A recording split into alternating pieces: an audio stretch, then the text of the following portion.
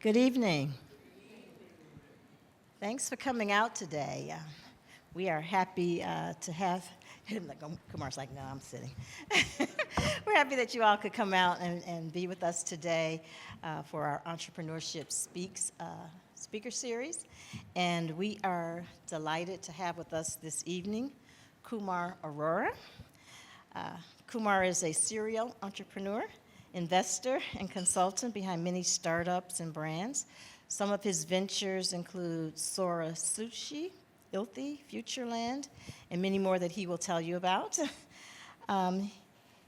His website says he's consistently pushing the envelope on design and innovation, and that much of his work centers on the idea of creating novel products, teams, and scaling brands. His parent company is Arora Ventures, and his parent company provides resources, investments, and consulting services to assist early-stage to mid-sized businesses. Kumar serves as a consultant and advisor for a range of industries. He boasts an impressive roster of clients ranging from Fortune 500 startups to celebrities and athletes. Join me in welcoming Kumar Arora. So welcome again. Thanks for having me. We just had a nice time downstairs recording a podcast, so he gets to do a lot of this all over again. But let's get started, and let's go back to your early lean, mean days, and just share what you would like with our audience about those days. Would love to. Before we get too far in, I want you guys to know I'm staying here till the lights turn off, so find me after, ask me questions. The only way we all grow in Cleveland is if we talk and communicate with each other. So I just want you to know, don't be shy. I will be here, and I will stay until, again, the lights turn off. My entrepreneurial journey really started actually almost 20 years ago now. It's just almost crazy to think. It all started when I was at Ohio State on college campus. At the time, there was no, entrepreneurship classes. I had no idea I was actually an entrepreneur, and I was building and learning, and I was just constantly so curious about just life beyond school. And for me, I just wanted to know what's going on and how can I, commercialize my talents and the work that I wanted to do. And I was just constantly looking at Steve Jobs and then Mark Zuckerberg just starting Facebook, and Bill Gates, looking up these great businessmen who often dropped out of college to go build something. And I wanted to do that. Not saying I dropped out of school, I'm not encouraging that. But it was around 21, 22, nearing the recession. At the time, I was doing graphic design. I was throwing events and parties, working with a lot of different artists and celebrities, some who have now gone on to become very big names like Big Sean, Machine Gun Kelly, Kid Cudi, which was a really great time, to be part business, part entertainment, part marketing. I went on to then, in 2008, during the recession, to not find a job anywhere, and I realized I had to make one. That was what my counselor had told me is, in order to survive, you have to find a way to create some income. And little did I know that was the seeds that I needed to get into entrepreneurship full time. And the light bulb just started at that point. I was like, wow, I've been doing this for 2 years, but I didn't have a full business. I didn't know all the legal jargon and all the business chops that one should know, but I've been dabbling in it, almost like a side hustle. From there, turned my graphic design, your freelance business at the time, into a full-fledged business, now outsourcing, doing web and app development overseas to have clients like Verizon and Coca-Cola by 2010. I then went on to sell that business, and I have been investing and building in Cleveland ever since. My life's work really has been built around community. Whether it's FutureLAND, my tech conference, or ILTHY, my clothing brand, it's always been built around community first. Even to my civic investments and projects is we will only win together, and whether it's building a brand, building a team, or scaling, a project, it's always been built around the people around me and the community that it serves. Yeah. Actually, his college gigs sound like a pretty big party to me. Machine Gun Kelly, Big Sean, I don't think he was, but if you could party and get paid, I guess that's a good thing too, right? So Arora Ventures, let's start there. And let's talk about that parent company and what feeds into it. Most of my investments in brands, some of which Renee had mentioned, again, they do tie to community, and they are, I would say, largely disruptive here in the city. But the focus and the ethos has really been about finding things that are so disruptive that our market hasn't seen before. That's something that I pride myself in as an entrepreneur, but also as an investor. So all the brands that are housed within my parent company always kind of carry that same torch on how can we change Cleveland, how can we export our projects and products out of our state, how can we build better here in the state. And I've been really fortunate that a lot of them are things you can experience, touch, feel, eat, because that's what my strengths are, right? I like to invest in things that I enjoy. I like to invest in things you enjoy. So I try to create things that we can fall in love with, and whether it's, again, FutureLAnd or Cleveland Kitchen, another investment of mine, or VO Med Spa, one I just recently did in the wellness space. I like to invest in those kind of projects that I can, again, enjoy for myself, but enjoy for others too. Yeah. So when you kind of went through the recession period and you weren't able to find a job, what was the idea or the vision that you had that you thought, okay, if I put my thoughts and resources and talent into this, I think I can make my first dollars here? Like, how did you get from that point to there?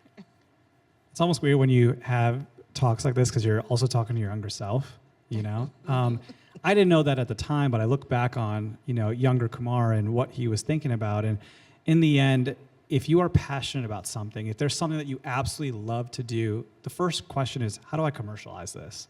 How do I turn this into something that makes money, right?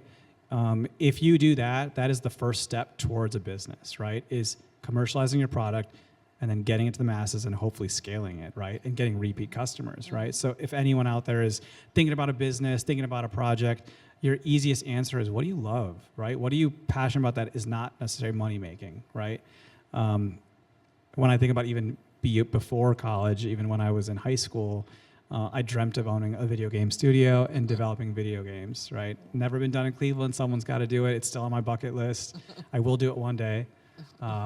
But when it comes to your passions, if you are passionate for something, in much case, like for me in video games, I will always continue to think about it, right? And I will probably think about it until my deathbed, where how could I do it, right? And I encourage that for you too, is think about what you can do and what you love, because you will always ask that question until you do it, and that's the easiest way to start a business.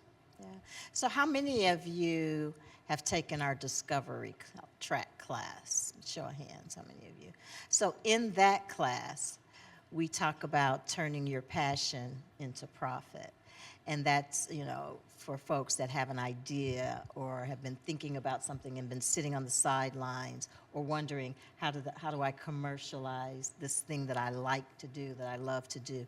So that, hearing you say that makes me know, Rana and Suzanne, that we are on the right track with our Discovery Track in terms of talking about turning your passion into profit. A lot of times folks are asking us as they're coming through our program, what do I do to get myself in front of folks? And I read somewhere where you said have a story, have a story to tell. You want to expound on that a little bit? Yeah, we talked about that during the podcast. I said that nearly 13 years ago. This is before Instagram blew up, and the way social media and the internet works, it was still so new when that happened. You really, at this point, cannot hide behind your company logo, right? If a CEO does something bad, we can tweet at them and say something. So much has changed in our world where, leaders of our community or business have to stand next to their company logo and what the company stands for. And that really is the basis of why I thought having a story is important, because now more than ever, you have to tell a story to convince them to buy from you, right? You is a personal thing. A company does not create a story per se, it is a person, right? Human elements are now part of the business persona, right? We can almost envision what Apple would look like if Apple was human, right? Because we think we can know what the product looks like, we know what they believe in, right? And that is what storytelling really is. And I think that every one of you here has to think about those new changes of business, because the consumer has gotten smarter, unfortunately, right? Again, a good product is one thing, but a great story is another. And I think that when you combine the two, you become a very powerful force. Yeah, that makes me think about how we see folks on TV and we hear their messaging and we feel like we know them. We think we knew Steve Jobs, or, we think we know LeBron, it's like we know them, right? But it's just how well they have marketed themselves and how well they have told their story. Yeah, and those are great case studies that we can look back on. And again, that's something that they knew to do intrinsically far before someone told you on Instagram to do those things, right? Now it's a common practice because they have done it, but there are people who have been doing it, I think, since the 90s and have gotten very successful. We can even look back even before that of just spokespeople and owners of businesses who really took it upon themselves to carry the torch for their brand just as much as, the company does. Yeah. Let's talk a little bit about how we take that branding and we use Instagram and social media to further promote our businesses and in this fast-paced environment that we find ourselves. What would you advise this audience to do in that regard? We're in an ever-changing world. Social media changes every year. In fact, we don't even know what's going to happen at this point, right? One day Twitter becomes X, another day TikTok is banned, right? So we're in a very interesting times with social media. In fact, I still think it's still pretty early. We don't know where it's going to go. But the one thing we do know is that it is a communication tool. It has replaced calling people. It has replaced the way we operate, right? In fact, some people will choose to talk on social media over texting now, right? What you need to know is that we are still at the forefront of it, so it's okay that if you are behind. But the big thing is you have to take this communication tool and know how to leverage it. You have to know how to maximize it, right? You have to understand its purpose, right? The purpose, again, diluting it down to communication, but it's also being authentic, being yourself. The brands and companies that are not necessarily themselves are the ones that will not be around in 50 years, right? They might have all the money they have, but it will run out, right? You cannot be a corporate company on social anymore. You have to be a human. And it goes back to storytelling, That is the only way you will succeed now, is showing your authentic self. I wish I posted as much as I did on social. I'm too busy posting for clients and my brands. But it is something that I encourage my team is, what is your why in every post you make? If you don't have the why, you're probably not doing something right, because we're only here to share and communicate and learn from each other. Social media is not a bulletin board. It never was supposed to be. If you're posting flyers every day, you're probably not doing it right, because that's not what your community wants. And if you answer the why, you will always win.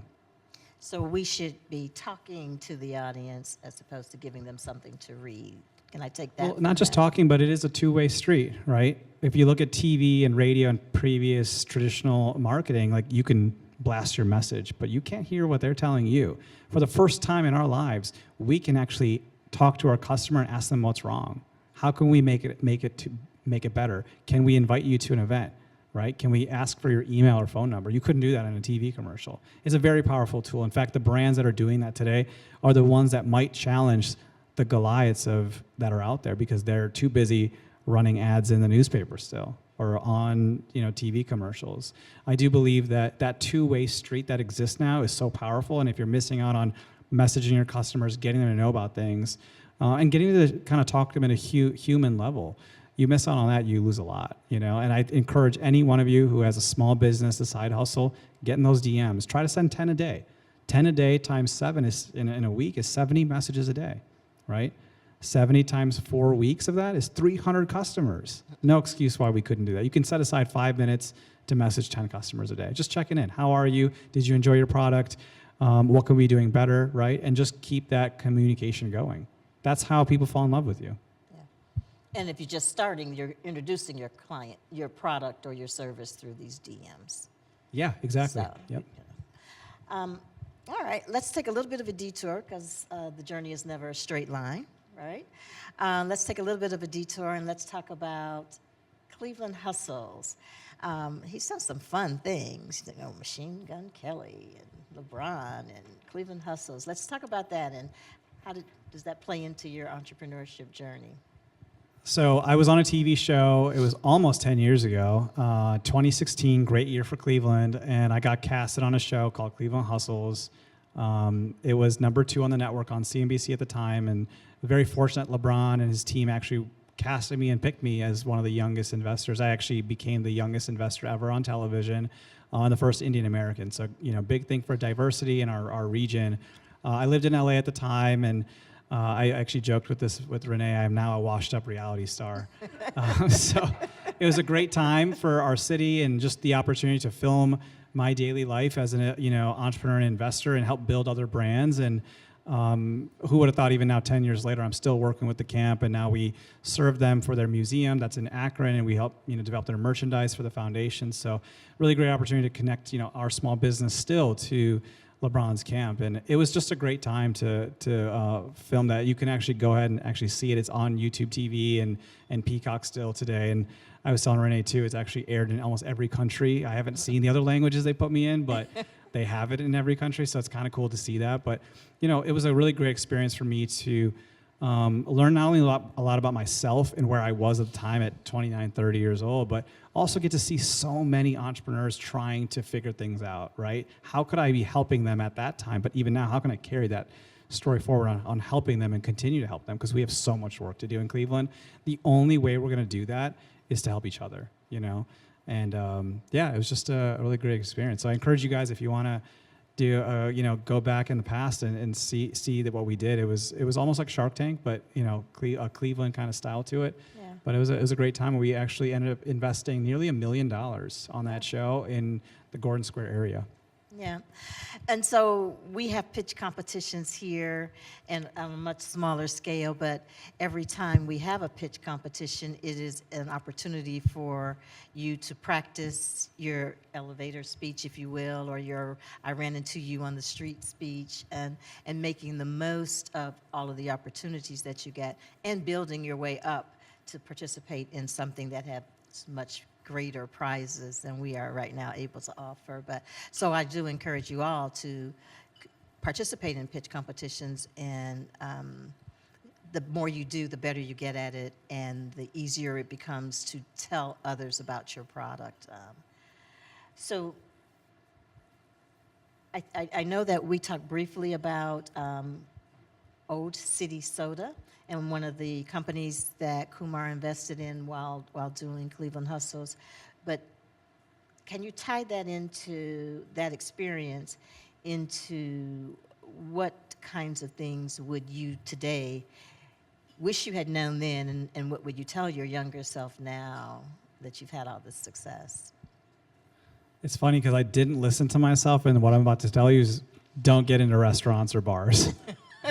I invested on the show in a company called Old City Soda. The premise was a craft soda, no sugar, good for you soda, which ironically now Poppy is being sold for a few $1 billion. So there was a market for good for you, better for you brands. And I knew that. I was confident in the product, and then at the same time, we needed to build a bar. And that happened in Gordon Square. Unfortunately, that business did not make it, so it was a bad investment. I lose a little bit every time I see one of my babies fall, but it was a great learning experience. I would say that looking back on it now, besides the fact that you shouldn't get into restaurants and bars, you really do want to find ways to pick yourself back up. I had a hard time a couple years after that, where down in the dumps about it, and really had a chip on my shoulder that that investment didn't work out. But it was the battle scars I needed for business. I don't think I could be where I'm at today because I didn't give up. I now invested into Sora Sushi, which is downtown. Hope all you guys can attend and check it out. But that is something that I invest into and is in the exact same space. I also then carried on and made investments into CPG. It wasn't soda, but I invested into Cleveland Kitchen, Real Good Foods, Happy Coffee, and a bunch of other brands. So I didn't give up. I just had to figure out how to get back on the horse, right? We are all going to experience that. It is those battle scars that make me who I am today. It was my version of business school of losing a couple $100,000. And I don't regret it looking back on it now, In fact, while I might be hesitant to keep investing in hospitality, it doesn't mean that I won't invest in other places. You will always learn something, whether you win or lose. In fact, I would rather talk about the losses at a bar with a friend than the wins, because when you're on the top, you got nothing to talk about other than how successful you are. But I want to hear about the heartbreak, right? I want to hear about the losses, because that is the only way we learn, right? And that to me is so much more impactful. So got a bunch of battle scars I can share with you, whether it's Old City Soda or Trust Foods, another project. I carry those with me as I keep moving forward. And much like what they say with Jordan, you only you only make the shots you take. And I think that's been one of my life mottos as well.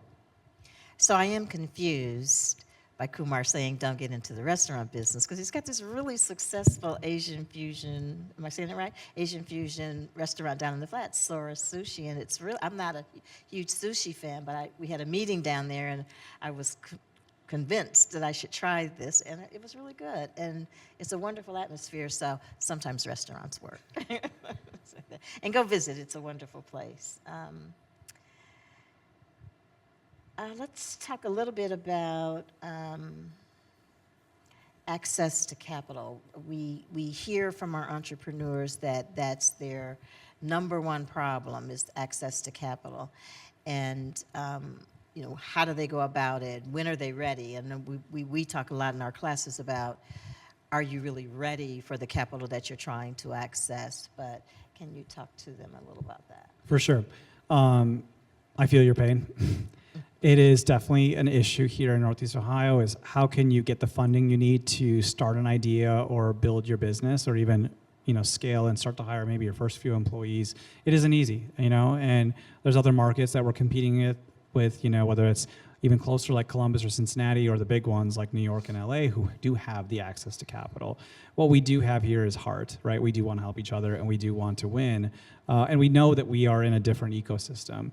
When it comes to the access to capital, while I do agree that it is tough, I do think that you want to make sure that you are building an MVP. Do I have a business that's actually viable? Do I have something that can actually turn a profit? Can you tell me when it will turn a profit, right? You want to answer some of those questions, because you really can't get to funding until you can prove some of those basic questions. You have to take that leap of faith and have a little bit of risk that you put in, maybe some of your own hard-earned cash. Maybe you raised from family and friends. Maybe you've asked your other business partners, can we all pool in and create some capital contributions?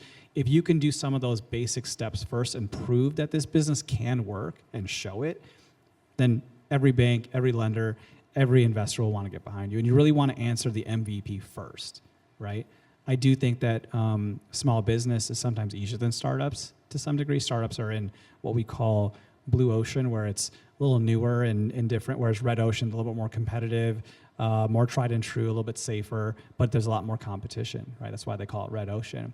I think that for any of you who are looking for funding or frustrated with it, you just got to keep trying. There's a lot of great case studies, even if you look online, that some Cleveland businesses are raising money from other cities, right? From other VC firms outside, and then keeping them here in Cleveland, which is such an awesome story to do that, So think about that too, is that your funding sources might not come from your city. They might come from another market.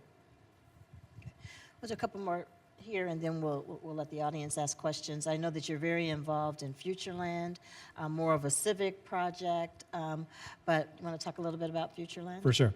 I promised my wife I wouldn't start any more businesses or invest in any businesses for the next 12 months or so. FutureLAND and actually another project called For Art's Sake are two of my civic investments and projects. FutureLAND is a conference. I invite all of you. I will have tickets for free because I want you guys to come and learn. The concept actually started from Mayor Bibb. It was his vision to develop a conference built around tech, creative, and entrepreneurship for diverse folks in the land, right? We are often misrepresented, whether it's gender, age, race, or region. How do we build something from here than to wait for a conference to come to us, right?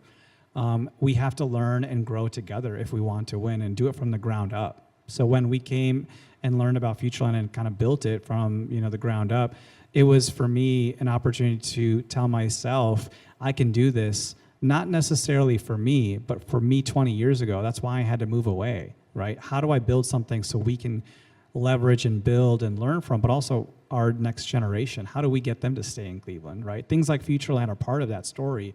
So, I encourage you all, bring your businesses, bring your network, invite people. We have, in the past few years, we've had a lot of great speakers like Rich Paul and a lot of big names, So it's just an opportunity to learn, to network, to grow, and to build. This is the place you might find your next business partner or your next investment. And that's really what FutureLAND's all about. And then on the flip side, For Art's Sake is part of, and fortunate two of my lead artists are also here, Eric and Jordan. We came together to build what's called For Art's Sake. It was part of the Transformer Arts Fund that came out last summer. We were actually the winners of that. So there's 7 of us that have won. But our project really has been built around how do we change art for the youth? How do we change it for our communities? How do we revitalize neighborhoods through the arts? So we were fortunate, and Renee actually came to our City Hall event that we did called Artists Run the Streets, where we highlighted Black artists and gave them the platform to be featured in City Hall. So you can actually go see that all the way up until end of May. We're doing a lot of great work, so it's easy to find us. It's just FutureLAND CLE on the FutureLAND side, and then For Art's Sake CLE on the artist side. So I encourage you guys to not only just think about business, but how can we change our communities? How can we change our neighborhoods? And how can we uplift each other, And for me, where I've gotten in my career, I now owe it to myself and my younger self to find ways to give back beyond business. Yeah. Thank you. So I think I'll leave my questions there, and let's open it up to the floor, and anybody that has a question that you want to ask. Step up. There's a mic right behind you. Can't hear you. Speak up. There's a mic.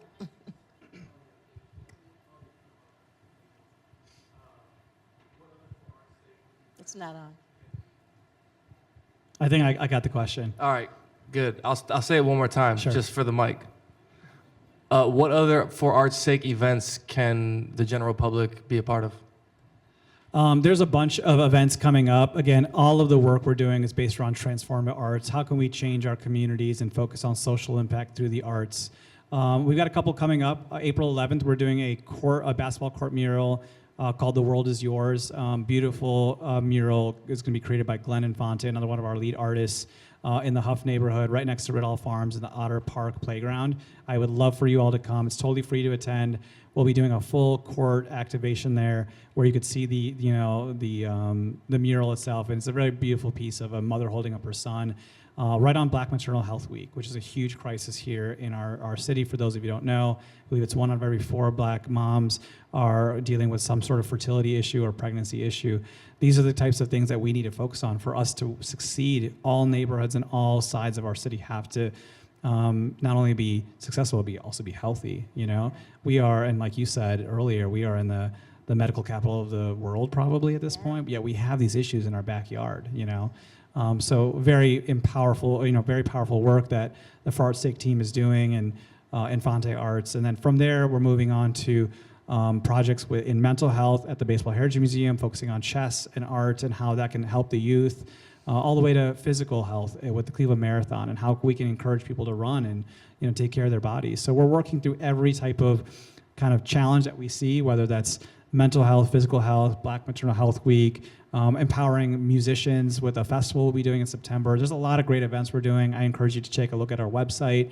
It's forartsakecle.org that actually highlights all of them. All our events will be largely free, or donate what you can to kind of keep this movement going.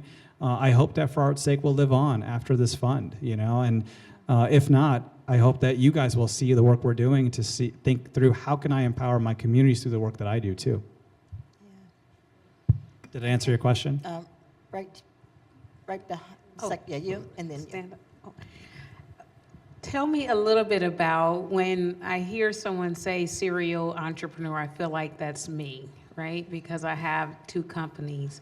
How do you balance the priorities with a parent company and your others, and balancing when is their time or their season, if you will, and what do you use to sort of judge which is the one to dive into here, and how do you balance those?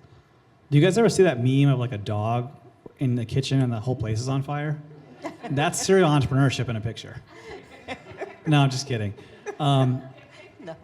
I think that you, first of all, yes, you are a serial entrepreneur. If you needed the validation, you are, right? Anyone who is working on multiple projects at the same time is, the easiest way to label that is a serial entrepreneur or maybe multipreneur. It's okay to have more than one love. No one said that you have to do one thing, right? I don't want to use Elon Musk as a reference because it's probably not the best one, but let's think of another one. Let's use Leonardo da Vinci. He's a scientist, a sculptor, a painter. Who says you have to do one thing, right? I know our parents said that when we were growing up, saying, what do you want to be when you grow up? But what if I say I want to do all of those things, right? Why can't I be a chemist and a chef? They both are working with ingredients, right? I believe that you will live a more fulfilling life if you try to do more than one thing, right? You don't have to be just an accountant. You don't have to be just a stay-at-home mom, right? Try new things. It's okay, right? right? We're meant to live this way. The most happiest people, I think, try to do everything or try to do a lot of things at once.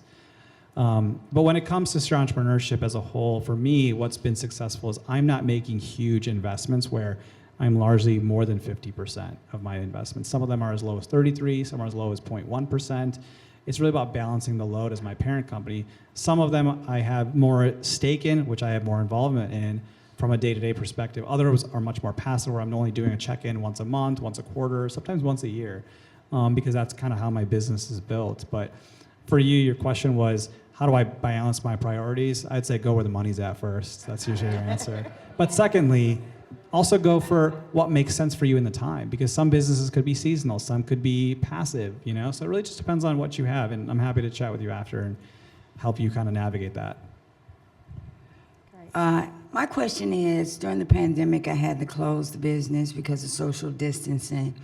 So for those with mental health that would like to start a business, would you happen to have any specific persons that would help with that? Because ODD is not helping at all. So if somebody wanted to start a new business with mental health, that's the question I have. Some investors that will be willing to invest in people that may have issues, but can still move forward. Is it more about? It's more about finding investors for individuals that want to start a business that have mental health and that want to like get training, but maybe ODD has specific guidelines and they don't even, they don't support other, like photography. They don't support photography, but that's something that maybe somebody has a dog that's not here anymore and you can work from home for that. So I'm more interested in those work from home for mental health people and who will invest in stuff like that.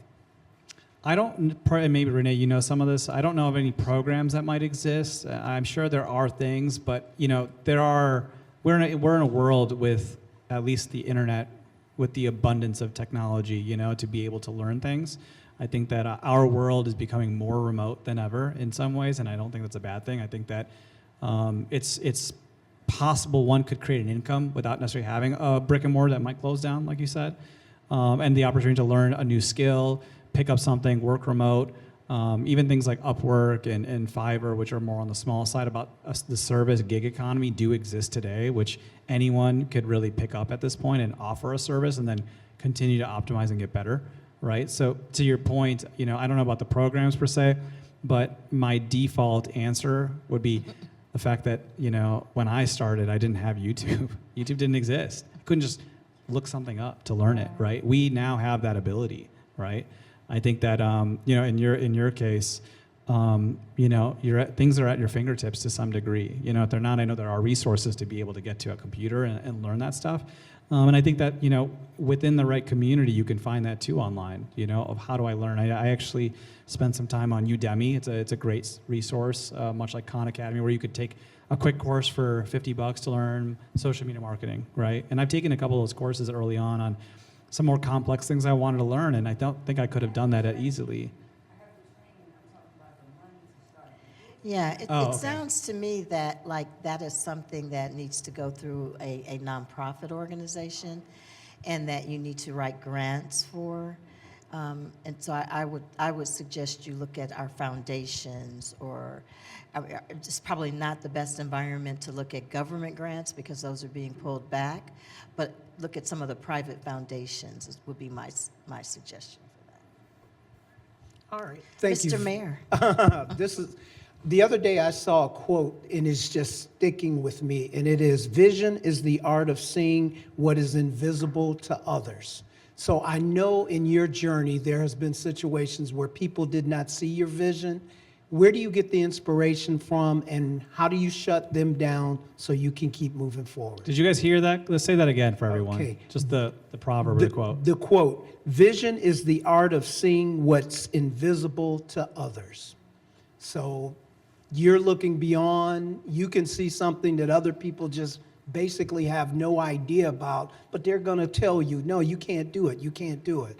So what's your inspiration? What keeps you motivated to say, I don't care, I'm going to do this? You're going to have to be relentless. If you're a business owner, you have to prove a lot of people wrong. You have to fight the odds in a lot of ways. You have to be a little crazy in entrepreneurship, right? Walt Disney didn't start Disney out of nowhere. You know, he had to fight the odds to create the first cartoon in 1926, right? Everyone who creates something or wants to do something has to be crazy. I think that even in my early days when I wanted to be an entrepreneur, everyone was like, you can't do it. Or my parents were very against it. I should have been a doctor, right? Right, I looked the part. But it was me and my persistence and determination to say, no, I think this is a viable path, right? You have to ignore the haters. You know, you have to keep your head down. I think that's a big thing. You know, if you look up or read the comments, read too much, I think that'll distract you. But I think that applies to a lot of aspects in life, right? Focus is important, right? What is important to me? What is important to my family? What is important for my wealth generation, my retirement? And if those answers can be answered through business, if that's what we're talking about, then do it. No question. That's your answer, right? The doubters will always be there, no matter what. You know, doubters will be there until they eventually realize, and then they become your customers. I think we also talked about you have to have a certain level of risk tolerance. And, you know, you kind of have to just look past, is how big of a gamble is this? Or, am I willing to take the gamble when others don't see it? Am I willing to take on that? You can't be risk averse and be an entrepreneur. Hello. One more thing. I got one more thing for you. Businesses are built with teams. Your entire team also has to be crazy too, right? Vision is shared to other partners, other colleagues, employees. We all have to be crazy together, right?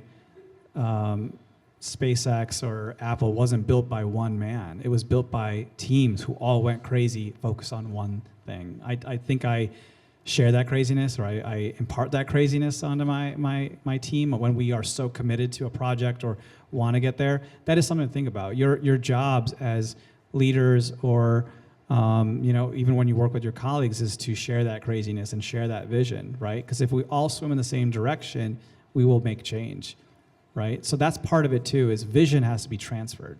Otherwise this won't work. Hi, my name's Cameron. I'm a current student, and I'm starting a new business in the pet services and dog walking industry. My question is, what was your approach to hiring and training your team, and how did you grow that community? Because I think that's really important. And I'm just wondering, how did you get your people around you? A couple questions that you answer in there. First off, who here, raise your hand if you have a dog. All right, cool. You got like 6 customers in the room right now, 7. So make sure you message them or talk to them. That's important, right? What was your question? Sorry. How do you go about training and scaling, to get the right people and under your shared vision? Got it. When it comes to processes, businesses are all relatively the same. They all kind of run in the same structure. The only difference sometimes might be the product or the end results, right? But in the end, you still have to do the same things. That's why in every company, certain departments always exist, right? Because they are, to some degree, like a machine or a model that you look at. So to your question about training and whatnot, SOPs are really great, standard operating procedures on how you do things, right? How do you take a dog out? How do you greet them? How long should that walk be, right? All those questions need to be answered, so you don't have to physically do that over and over again. If you scale that, you should have documentation on how you do things, right? And there should be a process pipeline that exists, right? Those are the kind of things that I would recommend to do. And if you have that carried out, you can just hand that booklet to someone and here's how you run my business, right? If you build those and you have those systems in place, things become a tad easier, right? You can always look back on it. If they can't get a hold of you, they can read about it, right? In some of my businesses that I'm not necessarily so hands-on with, those SOPs exist almost as if it's like literature of what I would do, right? This could be operational, they could be about marketing. If you build them, then someone can then work off them. So from a training standpoint, that is the very first thing you should always do, is build a system. There you go. You got yourself a customer. As a serial entrepreneur, what was your biggest win or success, and what was your biggest failure? That's a good one. I feel like when it comes to wins, I can name a few that I kind of share equally.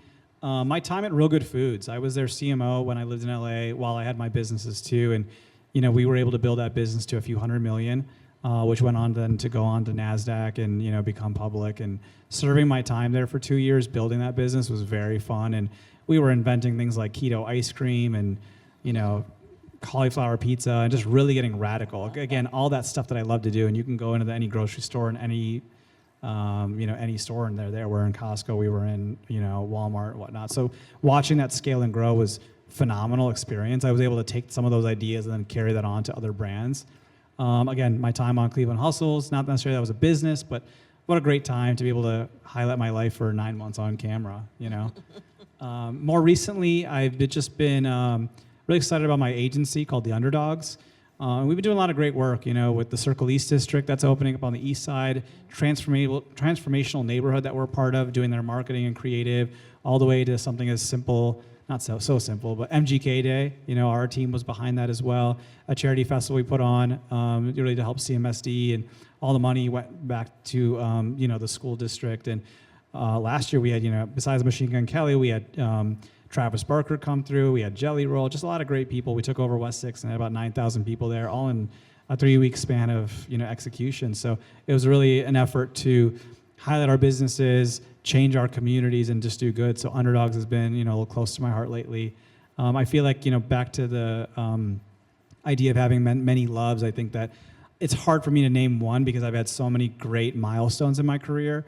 I think that part of serial entrepreneurship and working on projects has really allowed me to have those memories. I don't look at work as work. I get excited. I think my team knows I work on weekends because I just love what I do. And I've been fortunate to be able to build that lifestyle. Of course, there's things I don't like, but it's just too hard to name one. And then to your point about, or your question about the ones that hurt a lot, I think Trust Foods was one that I had during COVID. It was a cool idea that I thought would have changed the world, but it didn't. I worked on a project to invent a new cereal out of egg whites, so dehydrated egg whites. We extrude them into puffs, no different from a cheese puff, but packed with protein, 9 ingredients. Ended up getting on shelf at Publix.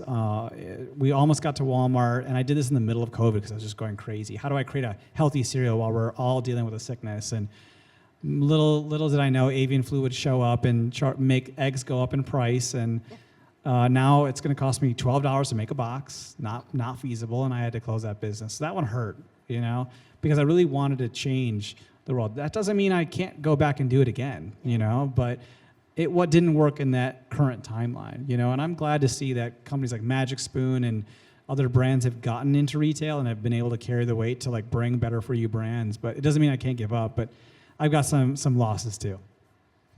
Yeah, I was going to ask you, when the price of eggs go down, do you think you'd revisit it, or is it just too painful at this point to think about? I told my wife I wouldn't start any new businesses, so I probably can't go back to an old one that counts as starting one. So okay. Not right now. I really want to focus on For Art's Sake and FutureLAND and just ways to give back this year. But yeah, I'll come back out next year with something new. Yeah.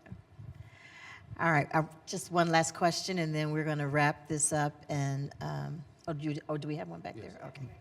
How you doing, sir? So I heard you left and went to Los Angeles, and kind of like how LeBron left, went to Miami to learn how to win. How did going to Los Angeles shape you, and then bringing that back to Cleveland? And for people who don't have the opportunity to leave and get that experience, how can they kind of get that inertia here in the city?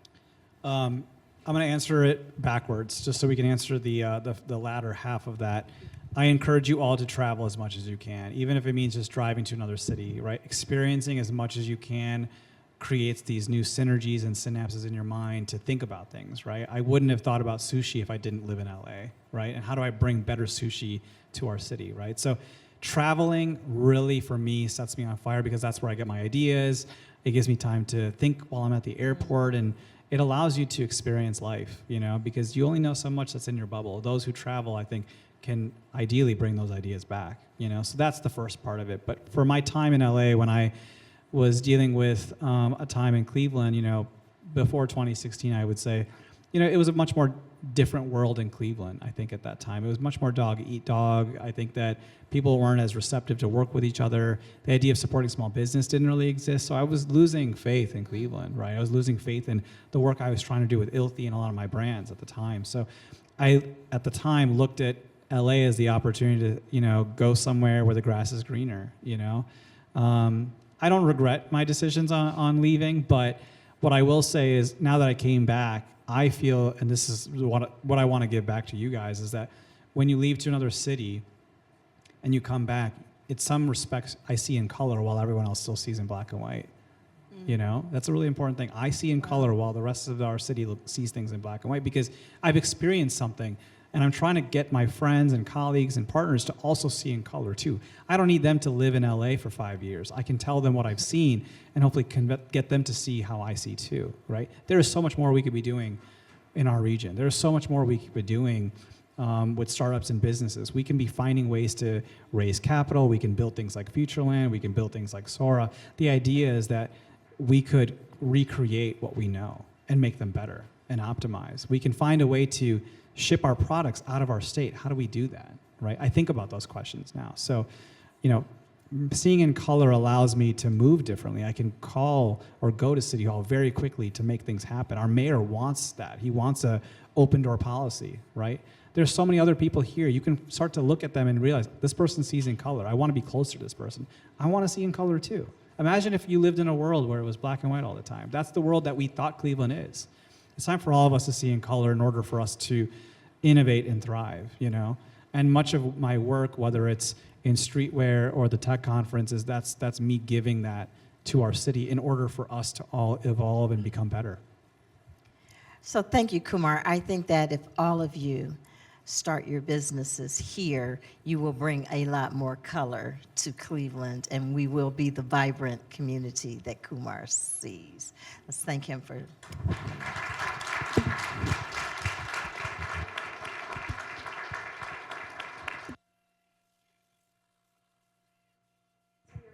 Yeah, I'll stick around. So feel free to just find me and let's network. Feel free to add me on Instagram or check my website. It's just K Arora 007. It's pretty easy. Just first letter, last name 007. I love to communicate. I love to help each other. LinkedIn's a great platform for me as well. So if you don't want to talk about your business in front of me, we can always talk online as well.